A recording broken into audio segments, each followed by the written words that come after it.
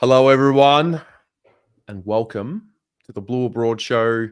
Hey, it's Monday, the 1st of July. Hey, Ian, pinch punch first of the month, mate. Oh, absolutely. It's exciting. It's exciting time, mate. Start of the new financial year for all those that all celebrate. True. It's July, and we're second clear. Oh, how good is this? How good is this, Terry?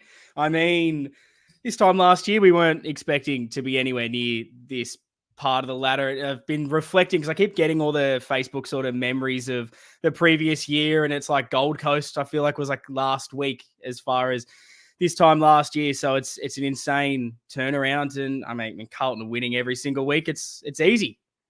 It is, mate.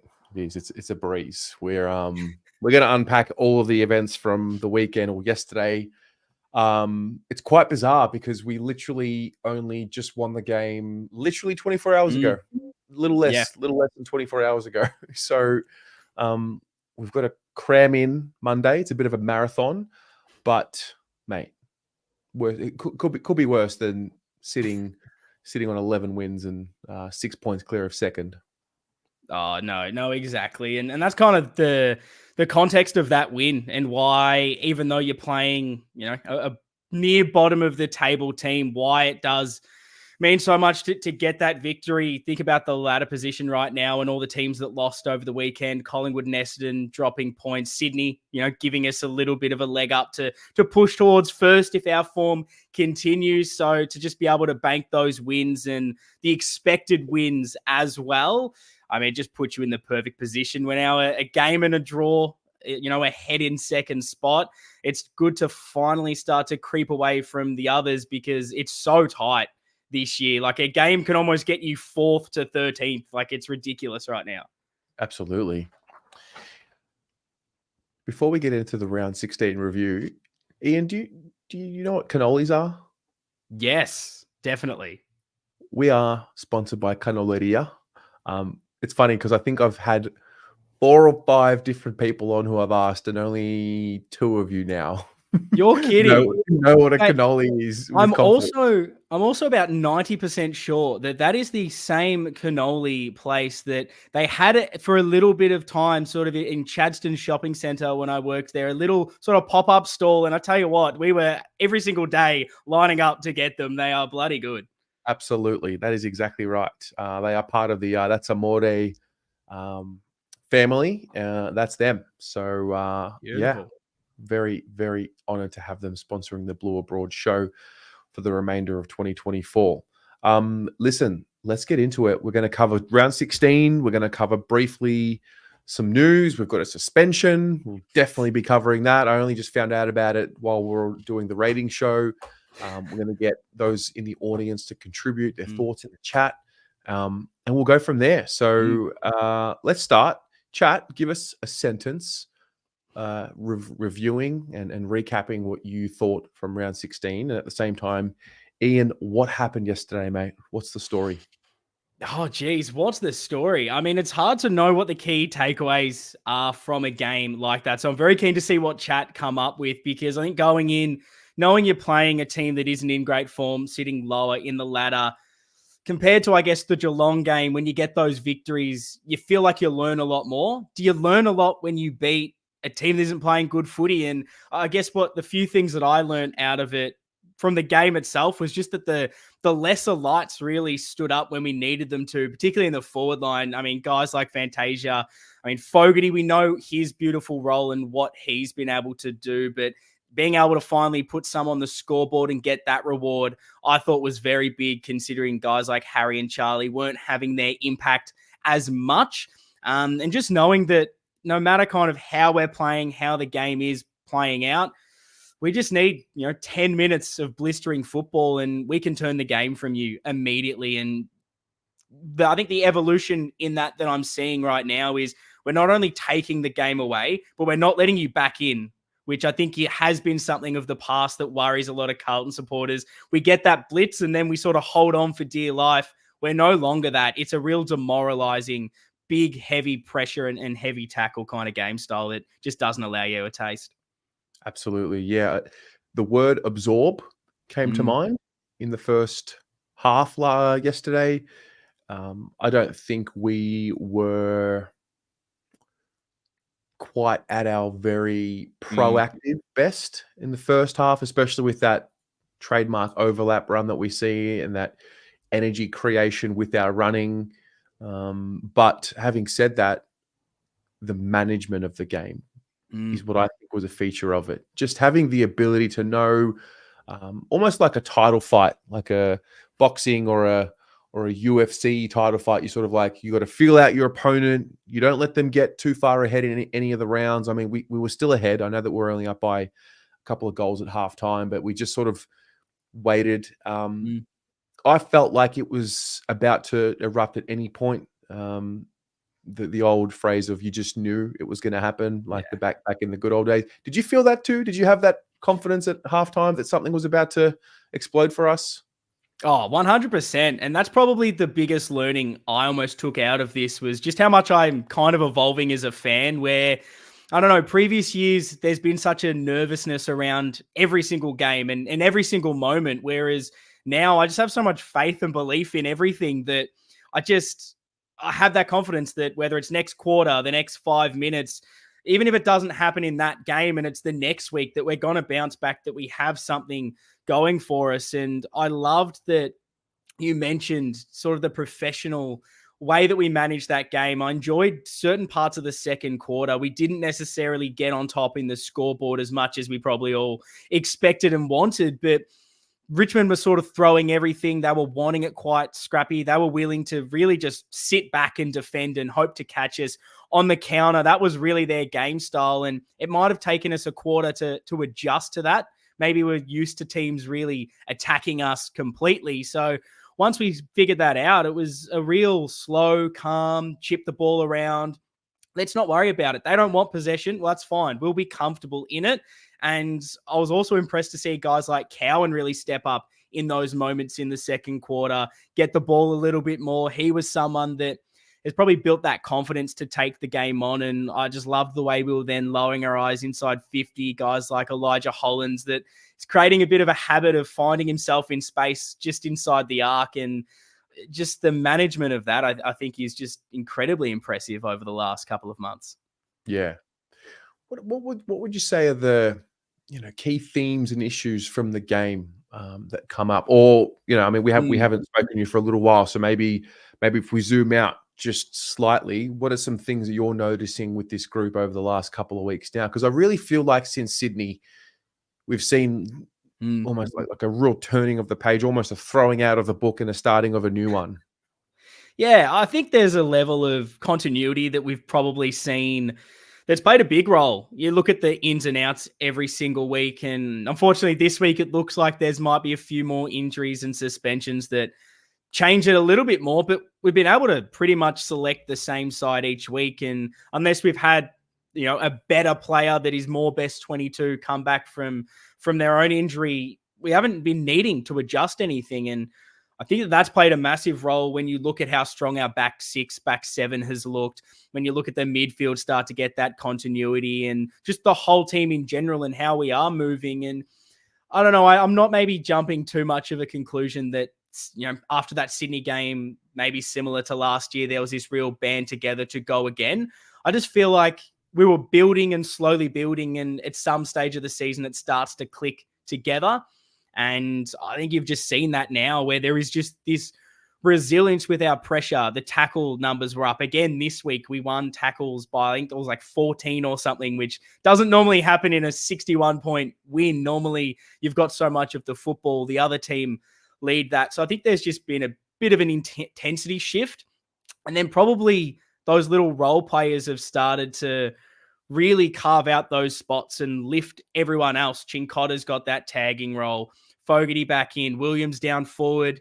Fantasia, you can talk about him as well. Really just having that bigger game that I think a lot needed to see, that sort of cements his spot and what obviously the coaches have been seeing for a long time. So I really love those lesser lights that I think I mentioned at the start of this, that they're the ones I'm getting excited about. Like, yeah, Cripper's getting those 40 touches and it's beautiful, but seeing Cowan take an intercept mark, seeing, Fantasia kick a few goals, that's almost what's getting me more excited right now. Yeah.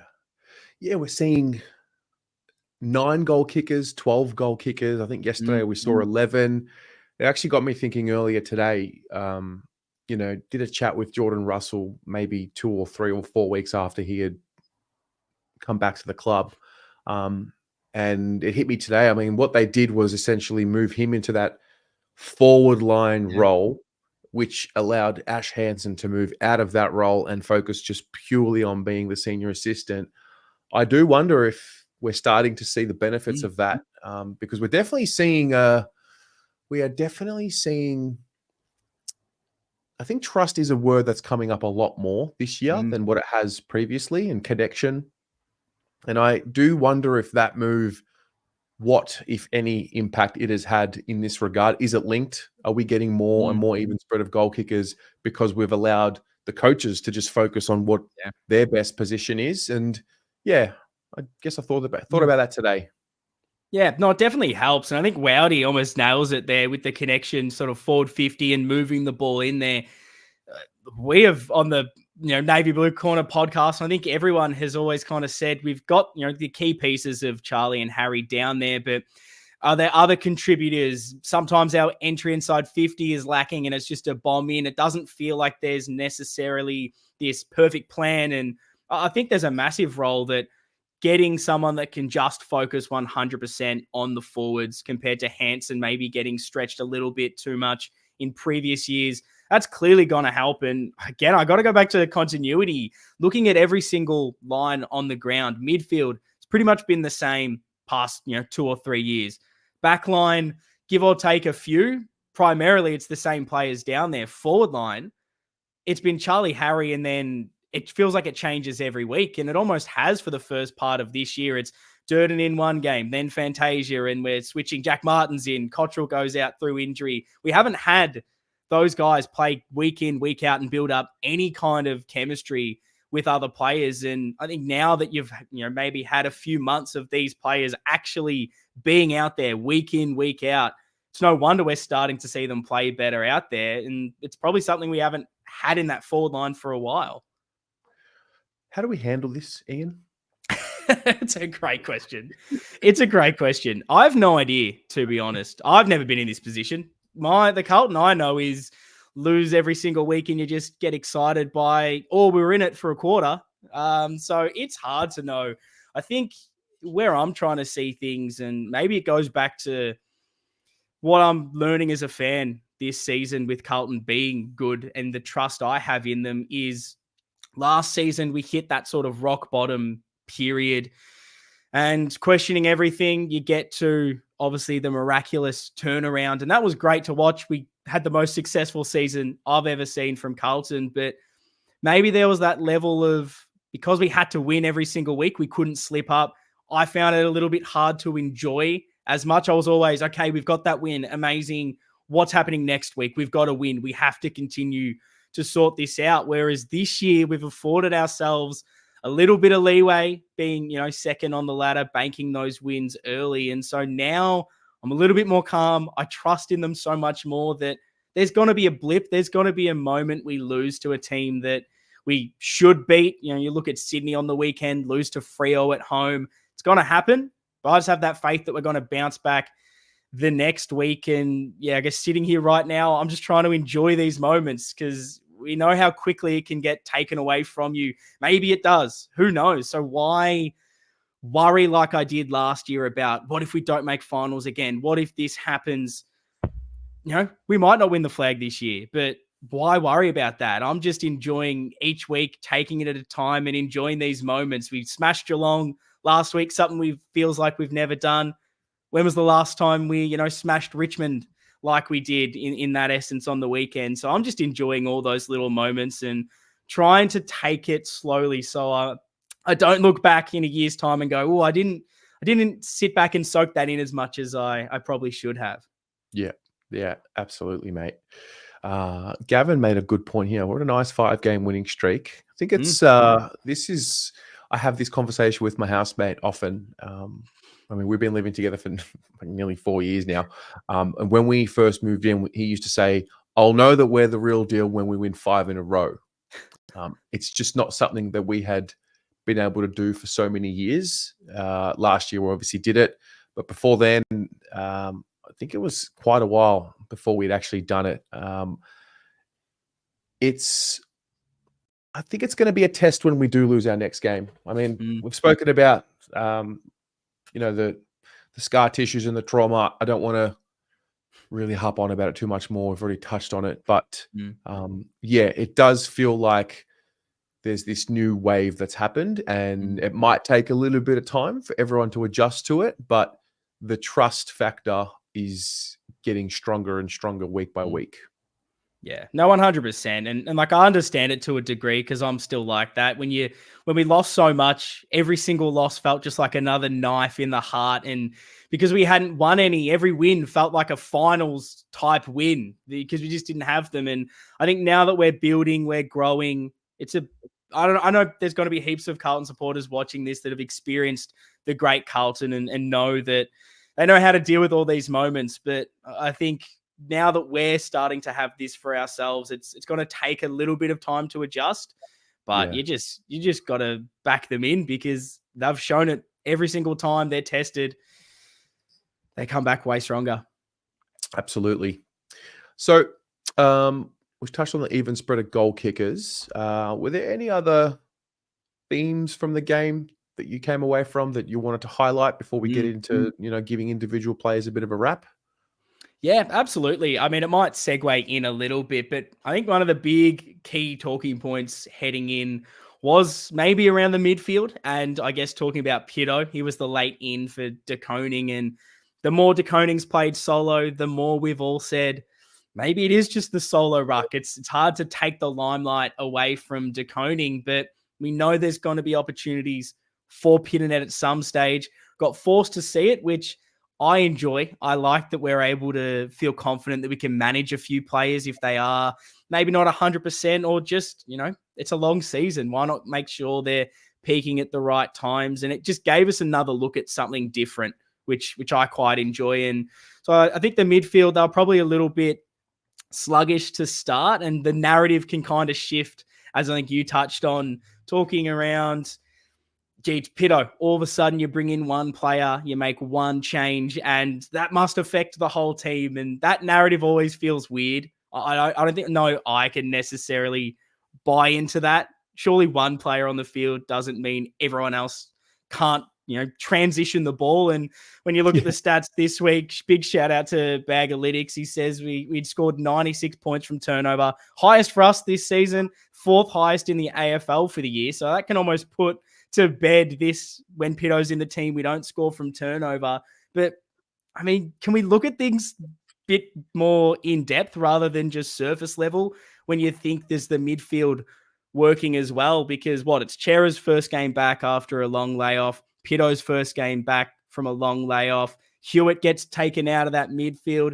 It's probably going to take a bit more than, one game for that to start to gel. It's such a big change to that midfield crop. And I think they kind of built into the game. It took them a quarter or two to start to ramp up. And once it did, they were absolutely firing. Yeah, that was the thing. I felt in the second half, just collectively in the midfield, the work rate lifted. We saw a lot more overlap run in the first half. We saw a lot more kicking sort of behind, in our back half, really trying to move the Richmond defensive scheme. There wasn't as much overlap run. There wasn't as much burst running to create energy. So I think it was more of a midfield lifting, which in turn allowed us to win more of the ball, which in turn allow us to have more options on either side of the play with the ball in hand, which in turn allowed us to look quicker because we were running with the ball. It was funny because Pito didn't seem to quite get the plaudits when we looked quicker, but he seemed to get the reasoning thrown at him when it didn't look quick. But I think also, I mean, look, we did manage Tom, which is a luxury. There were probably 3 or 4 instances of management, probably 3 proper ones. The first one was obviously Tom comes out, Pito comes in. The second one was Chera, who had come in after a long layoff and then subbed out, not for any other reason other than tactical.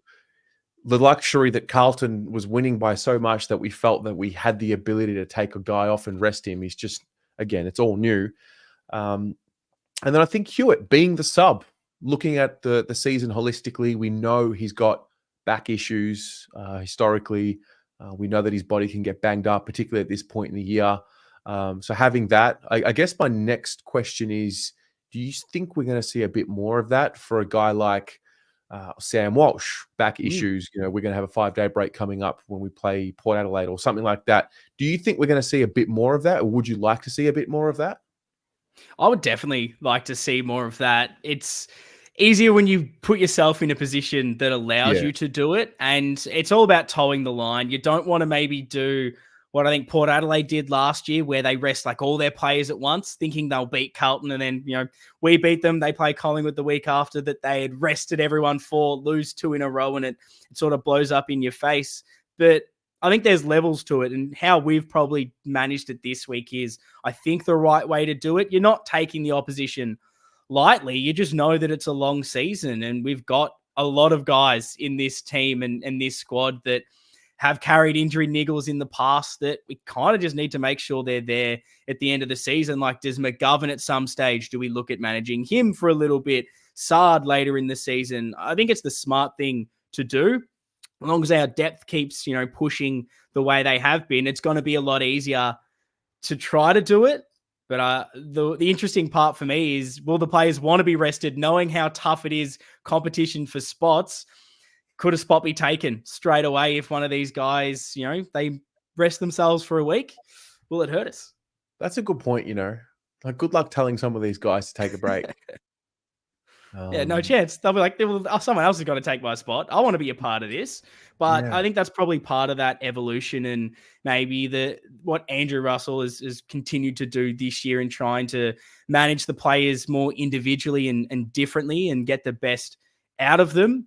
Like, I was someone that was saying, do you give Chera almost another week just to be 100% certain? So I love that we were able to sub him out and just make sure he is 100%.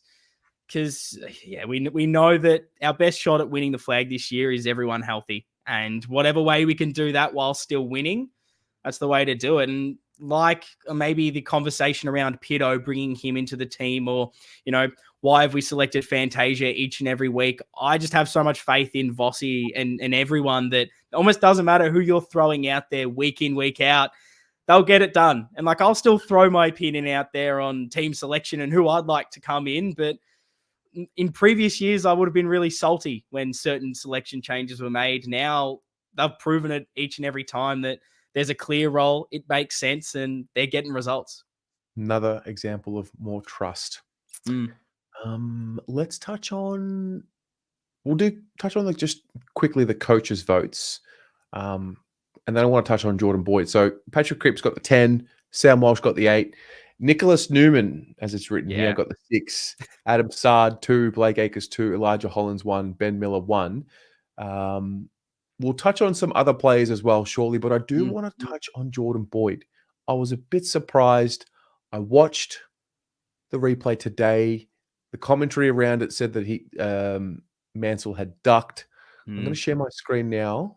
Where is it? It's here. This is the incident. Just have it on repeat there, I guess. It was graded as careless with medium impact. That's the sticky one for me. I don't know how it's medium impact. I don't know. I mean, I have no idea. I'm not sure the AFL does. I don't know if anyone understands what the actual grading system is or what classifies as a medium. Seriously. But look, like, when they said 1 week, so part of me wasn't shocked. I think it looked a lot worse than it did. And the AFL will argue that it's the potential to cause harm. And he went in with such intensity and pace that, something definitely could have happened, because he was sort of square on to him, that the AFL don't want. But the part that I don't like from a supporter point of view, and why I wouldn't want that to be a week for anyone, is even though he's rushed at him, Mansell ducks his head in. And I think as soon as the player elects to almost endanger themselves and put them in a bigger position, that was the potential to cause a lot more harm than Boyd. And you even saw in the slow-mo on Boyd's face when Mansell ducks, you see him be like, oh, shit, like I did not know he was going to be doing this into me. So, yeah, surely knowing our lawyers and our track record, this is downgraded to a fine. And I think the AFL world would want that to be a fine. No serious injury. He didn't even go off to the bench to get assessed from my observation. He played on, kicked the ball straight afterwards. It was a little clumsy, but yeah, I think as soon as you're ducking into it, that's your fault, buddy. I think so too. I think there has to be something said for a duty of care to oneself. You have a duty of care to yourself as well. But we'll see. I guess we've got until 11 a.m. tomorrow to appeal. That would potentially be taking place tomorrow night, I would assume, at like 5 or 6 p.m. if we do decide to go down that route. Right now, at this point, you think that the grounds for appeal would be to reduce the medium impact to low impact and then see what happens. It's good that it's at least careless and they haven't gone intentional or anything like that. That's when it becomes really hard. Surely saying that, mate, how is that medium impact? What normally constitutes as medium impact? A test, anything? He doesn't even have a bruise on his head. Don't even worry about it. Yep. Now, segue. Have you watched the replay? I haven't had a chance to yet. Have not had a chance. I've rewatched the KO mini, which has been the closest I've got to it, but we'll definitely be watching later tonight. No, that's okay. No, the reason why I'm asking is because the commentary from BT. Now, last week there was I got a little bit annoyed with the commentary. There was a few comments about Sam Walsh and alluding to the fact that he was deliberately throwing his head into the ground to draw a free kick and try and hurt himself potentially. And, we saw Vossi react pretty strongly to that in the presser. Mate, this guy referencing brown paper bags, it's just starting to really piss me off.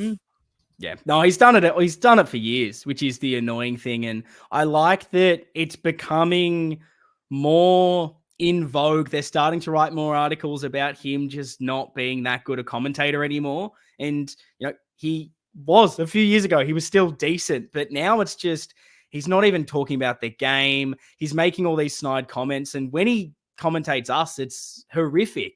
Like, how many times have we had, big wins, and the first thing he says, as soon as the siren's gone, is about another team, or he's trying to have a subtle dig at Carlton. I can't believe no one inside Channel 7 is having a word with him on, like, this isn't funny banter. Like, you're trying to carry the broadcast. You're meant to emphasize the moment, not, have a dig at the opposition club. And I was very, very annoyed at the brown paper bags comment in particular. I just thought it was so unnecessarily, like, if you want to throw a jab throughout the game, like, oh, Carlton, are they, I can't remember exactly what his exact wording, but it was, are they padding stats here kind of thing? Are they getting ahead of themselves?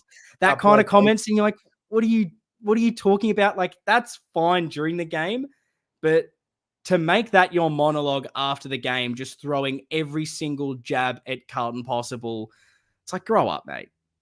But I don't know. Part of me does kind of like that these people are so annoyed that Carlton are finally good. And I think that's where I'm trying to steer it myself, so I don't just end up with a TV over the balcony. I think that's probably the best way to do it. No, this is exactly where I'm getting to it with getting to with it. So on the one hand, it's annoying. And it's like, listen, like you can tell it may even be subconscious that he's doing it. He doesn't even realize he's doing it. He's just so far inclined against Carlton, and a lot of them are. On the other hand, I kind of love it because it means that we're feared and we're respected. But where I keep coming back to my original position is the media will influence things like all Australian discussion. And if we get to the end of the year and, a guy like Nick Newman and Jacob Wiedering, who, if they continue playing the way they are right now and we finish top 2, I don't see any reason why we shouldn't have 3 to 4 up to 5 players in the team, just like all the other top 4 teams did when they were making top 4. And that's where I'm worried. I'm worried that our guys won't get the recognition that they deserve because the media narrative and the anti-Carlton bias kicks in. No, it makes sense. It's a decent point.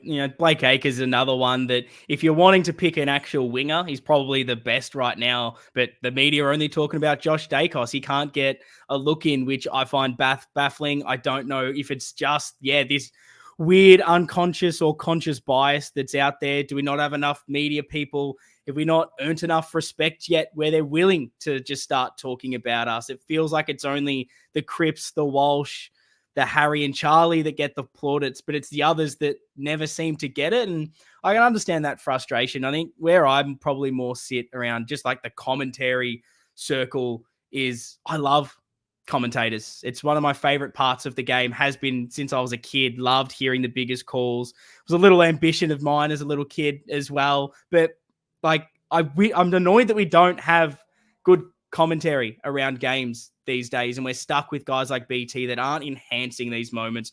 No one is really putting their hand up, and we keep getting stuck with the same people that haven't performed for years. That's kind of where I almost am more annoyed about it. It's like, is this the standard that broadcasters are happy with? Does no one care about the standard of commentating in the AFL anymore? But yeah, I think as far as, the accolades and things like that and the narrative, it's a big thing because we've seen it for a long time. If no one's channeling or peddling what we need to positively, it's just not going to be out there. Like the last thing I want to touch on there is it's incredible how many people you'll talk to that pretty much just take in footy media that'll tell you like Harry Mackay's still shit and he can't kick in front of goal because that's all they've been told for the past 2 years.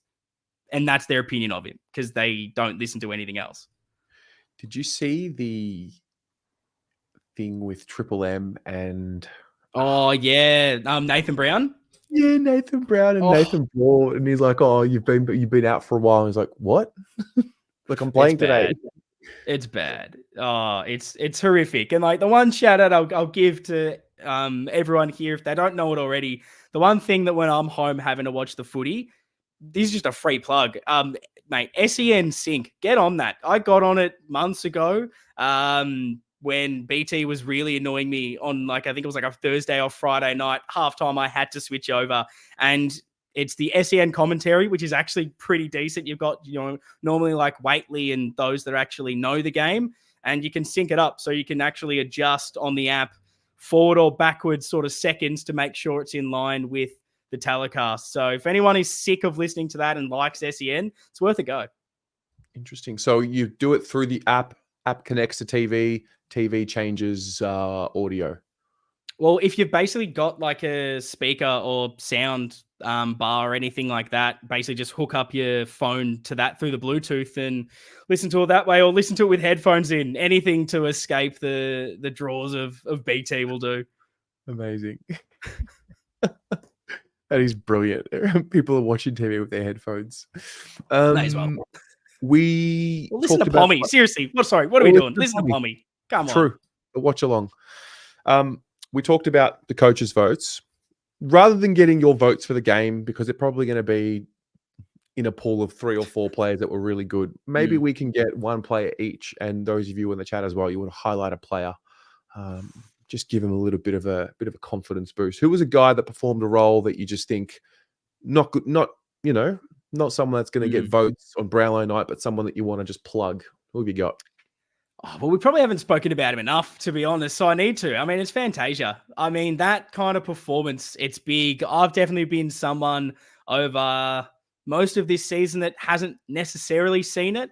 I tried to at the start when he was continually getting selected, sort of put it on myself and be like, well, clearly I'm not seeing what they're seeing, because if Fossey and everyone are selecting him, he's doing a role that I don't necessarily get. And I tried to watch him closely, and it seemed as if they liked this higher half forward, switching on the wing, trying to maybe be the link in it. And I think that's fine at stages, but I think throughout the year I was just wanting a bit more, because I maybe backed in some other players to do that role potentially better. And I think the sad part is that most fans really started to turn on a guy like Fantasia when they weren't seeing that output. No one was a lot of us weren't really sort of keeping that faith and just saying, okay, he's our man, let's back him in. That I know you had one of the greatest monologues anyone ever has talking about this issue in your review. But I think for him to then, get back in the team, start to have a few good performances. I think, the last couple of games, he's started to have a few better entries inside 50, a few of those little spark moments that you look for that you can take away from the rest of the game and say, okay, I remember this highlight. I remember a few of these. For him now to have that 4-quarter performance, kick 4 goals, everyone is now aware that he's had that tangible performance. I think that's just going to hopefully help him now that he's come across from Essendon to a degree. It's going to hopefully get the fans a bit more behind him. And those are the players you want to see get the big moments, like a Zach Williams that's gone through quite a bit when he goes forward and kicks goals. It's guys like Fantasia that make me excited to be like, yes, this is your moment. And I hope everyone can kind of get around these guys now. Yeah. I mean, a lot of us had said it. He just needs to have the game just to unlock himself a little bit mentally. Now, I don't know if that's what's happened. I don't know if seeing him kick... Well, I think the way he kicked his 4th goal, that's vintage Orazio. Yeah. And look, time will tell. We'll see what happens over the next few weeks. But what a plot twist it would be if Orazio just has discovered himself again. And that was the moment. And that was the game. And then now we're about to see a guy that's playing a different role. He's really helping out in that half-forward role. We've gone from talking about it being like a placeholder potentially for Matt Cottrell to now him hitting the scoreboard 4 times, 4 goals. We'll see what happens. I think at the end of the day, I think the more and more I get into this season, the more and more I'm learning how to have the squad mentality. Yeah. I definitely get caught up in, okay, well, who's in the first choice team? What does the best team look like? What does, who's, if the best players are available, who are we picking? But I guess having the squad mentality, I didn't have Cowan in the first choice team at the start of the year. I didn't have a couple of these guys in there. I thought Ollie might have been out by now. So it's a credit to Orazio, and I'm hoping that there's a bit of confidence that comes his way, and then in turn gets a bit more backing from the fan base, and then that'll take him to another level. Because in finals, you need as much experience as possible. Yeah. Yeah, and you need the fans around the players, and I think goals always does that for a lot. I was starting to enjoy the I guess disposal and his link-up play, getting the ball inside 50. We've been wanting players for years, better users, better ball users by foot. I feel like we're starting to get a bit of that. You talk about Cowan and how he's using the ball. I think it was, again, another great performance by him on the weekend. You got Fantasia playing that role now, even if he's not there at the end of the season. As long as you've got guys that whenever they come in, they are influencing the game to a degree and playing their role. That's all that really matters. And I think it's just good to him get a bit of credit this week. But who are the other players that you enjoyed? Mate, I am becoming obsessed with Lockie Cowan. Yeah. What is another way of saying generational talent without saying generational talent? Because I don't want to use the phrase because it's so oversaturated. I've become obsessed with him and his competitiveness, his fearlessness. He doesn't shirk. He doesn't care. He's not scared of anyone. He had critical moments against Shea Bolton, who's so dangerous. That was big.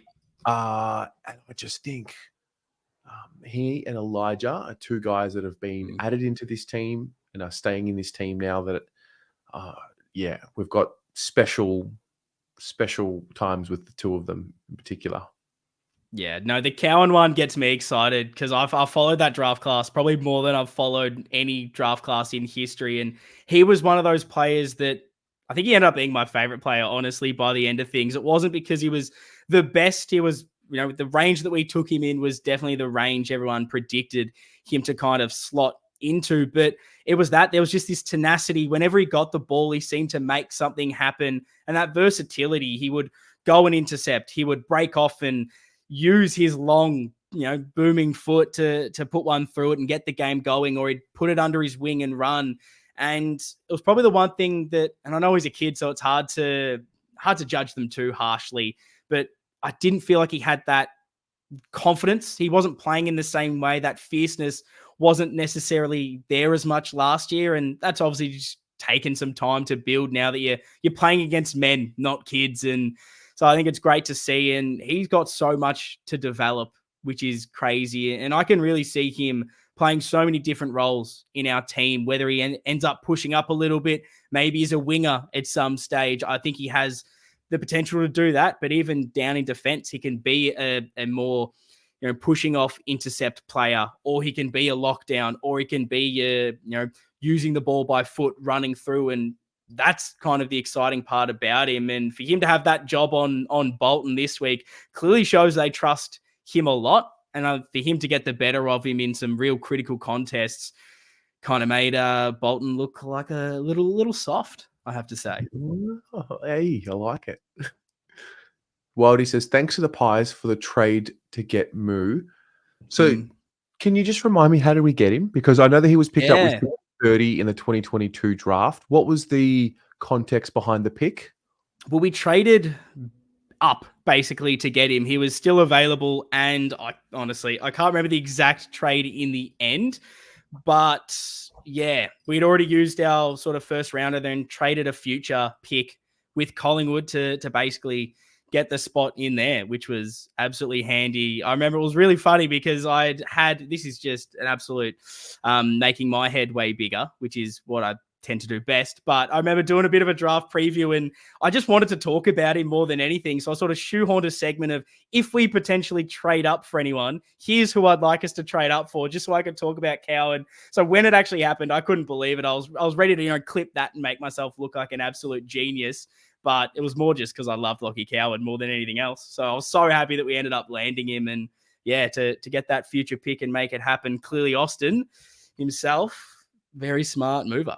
Love that. Yeah, it is, Aiden. It's a future second. So I'm just reading it here. So we traded a future second round selection for pick 30, which I assume would have been last year's, our second round pick for last year. Interesting. Wow. Okay. Love it. I think we're going to be talking about this move for a little while. I think so. Yeah. I definitely think so. Yep. Okay, so those are some players we're going to highlight. Let's zoom out a bit now. Let me get the ladder up. I do this every week. I'm actually enjoying doing it for the first time ever. Mate, let's talk about the state of the competition. Yes, let's go for it. What is in your mind when you see this? So after 15 games, we sit at 11-4. What are you making of what you see here? What's working for us? What's not working for us? What's on your mind?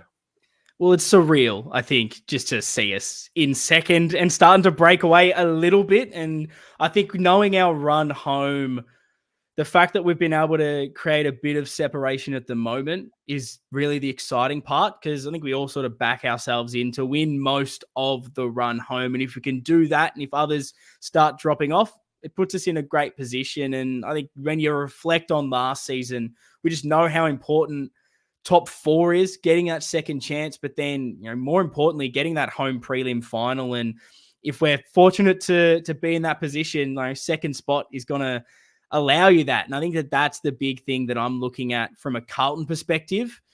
Looking at the rest, it's just ridiculously tight. Anyone can kind of make it from here on out. There's so much pressure, and maybe that works well for us right now that they've almost forgotten about us with the rest of the pack. The media have immediately said, it's Sydney and Carlton in first and second. Who else is making finals? Is that pressure going to hurt us because we're premiership, contenders? Or is it going to be better because we're not in that conversation about having to make finals, having to scrap for top 4? I'm going for that right now, that it feels like the pressure's off us in a way. No one's really talking about us too much, which is very good. How are you kind of seeing the ladder right now? Yeah, it's great. Usually you've got to scroll a little bit to find Carlton towards the bottom. So I'm obviously loving seeing us in second spot. It is surreal. It's a really good word to use.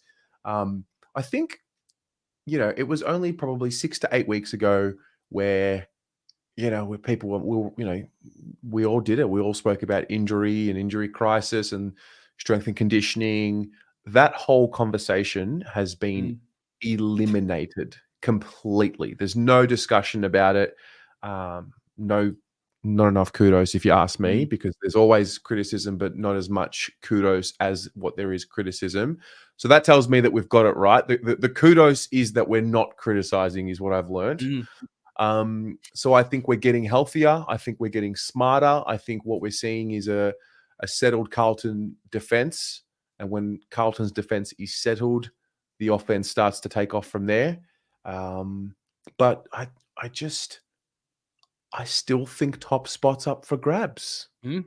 Why not? I do. I really do think it's up for grabs. We're big game this week. We'll touch on that now, I guess. The Giants, who they've all of a sudden found themselves in a bit of a hole their last month of footy. So how do you look at this upcoming game? It's just another big game. Playing GWS over there is always a bit tough, even though their record this season hasn't been that good compared to normal. I think you normally see it as a bit of a fortress, but I think when I looked at it, they were actually had a losing record there this year. If I can find my notes somewhere in one of my many Google Docs, I'll find it.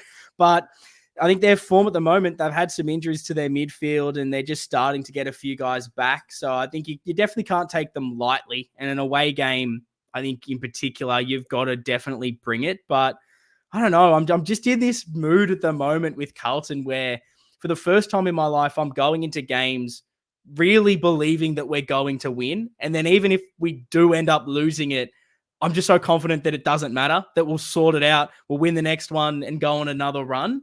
So that's kind of where I'm seeing things right now. And I don't know, the last time we played them, we weren't playing the greatest amount of footy.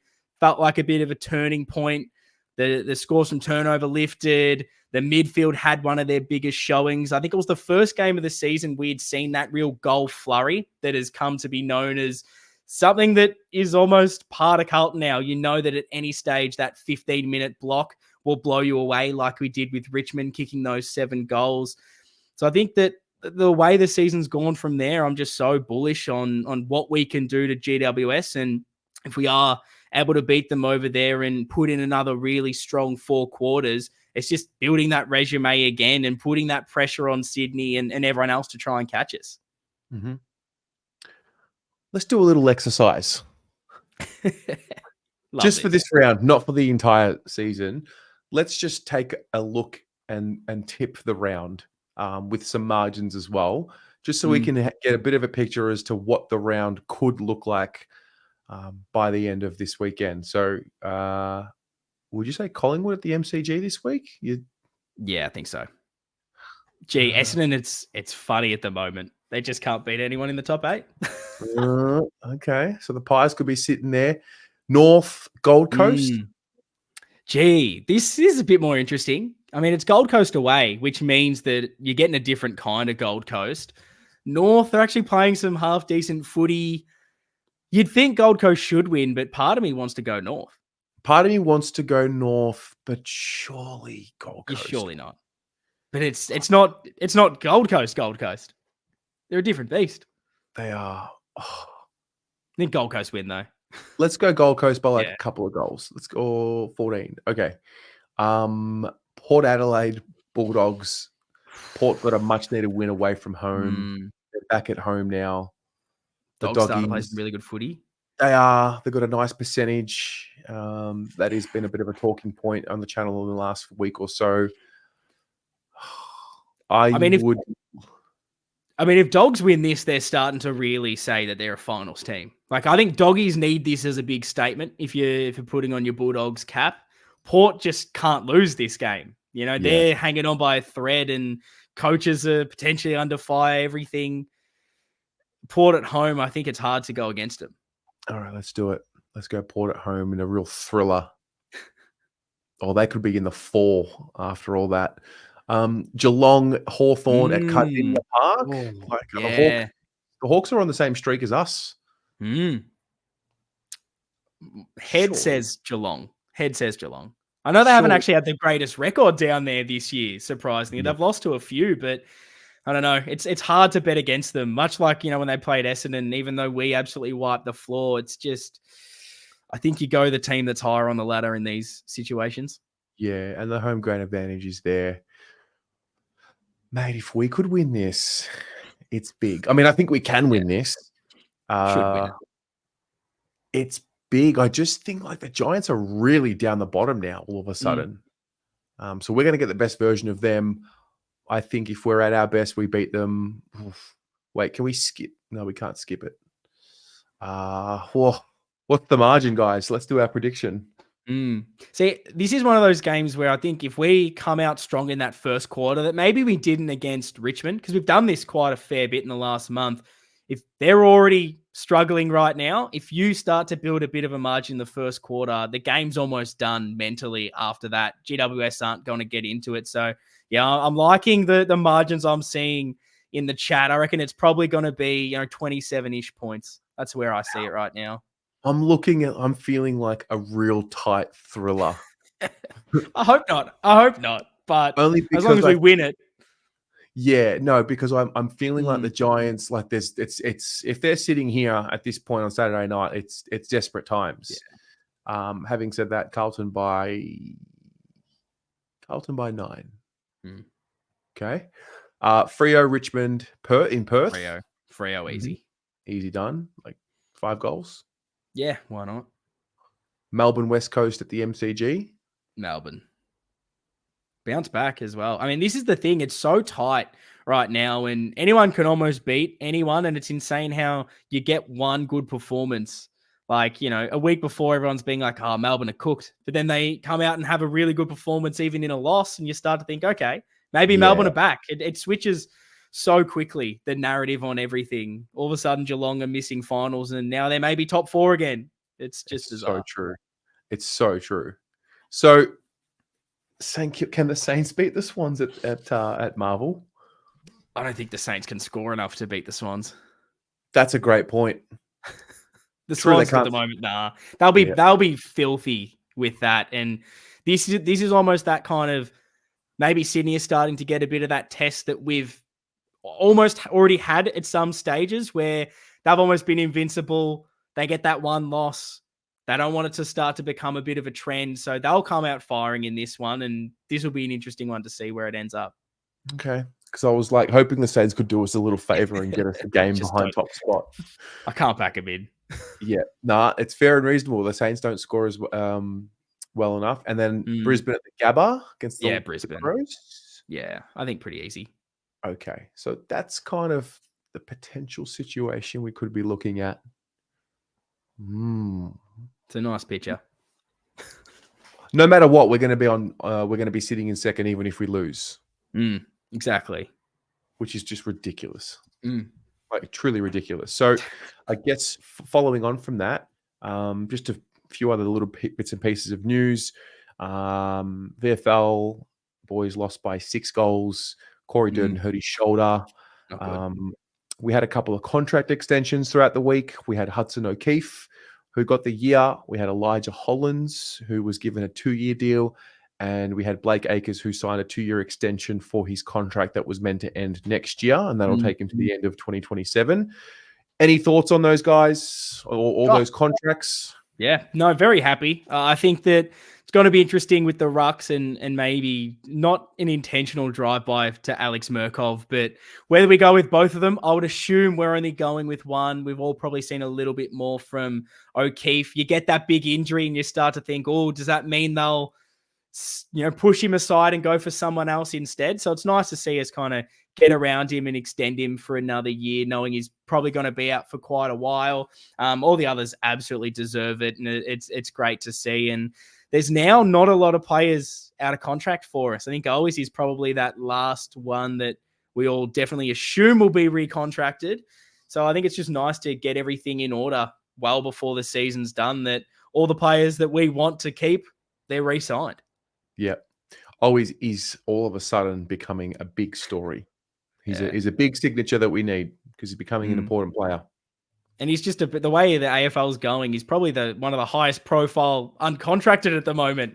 because everyone's re-signing. So True. who knows? Does someone get desperate and start to throw something at him once a Stengel re-signs? These are the kind of tricky things that'll play out. I mean, apart from that, the only other news-ish, like Kennedy's injury, I know we don't know a lot about it, but do you have any thoughts on how that's going to play out with the midfield and I guess the potential two rucks again?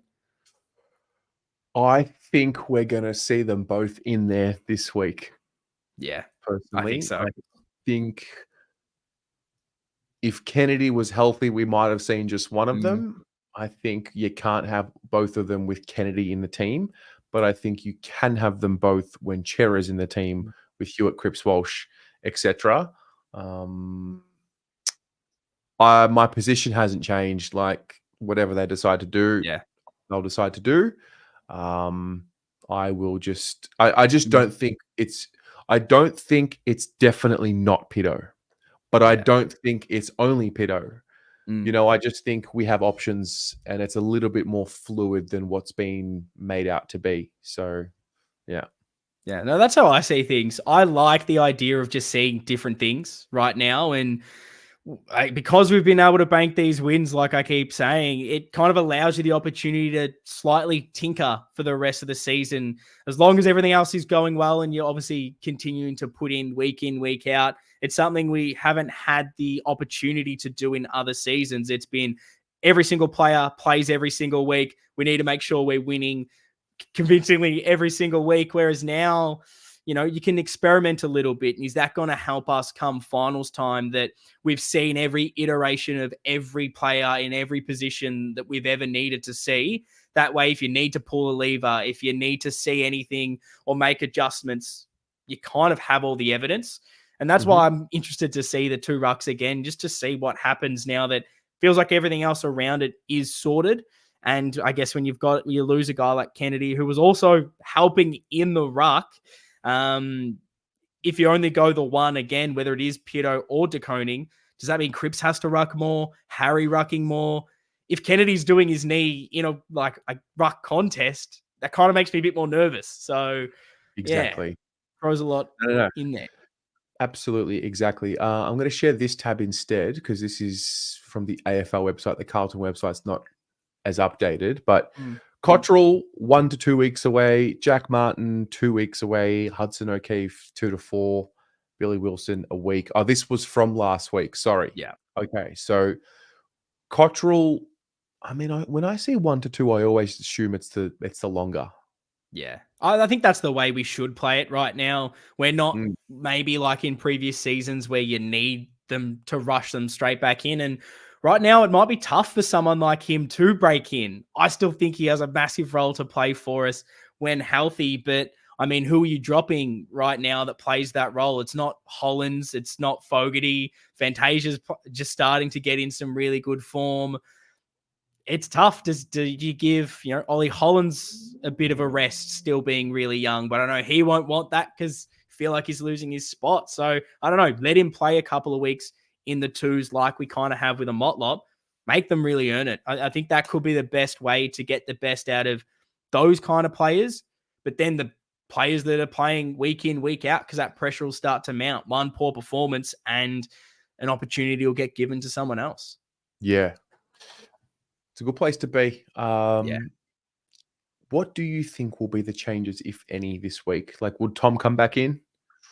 I think so. I reckon. I mean, at the moment, I've got Boyd out.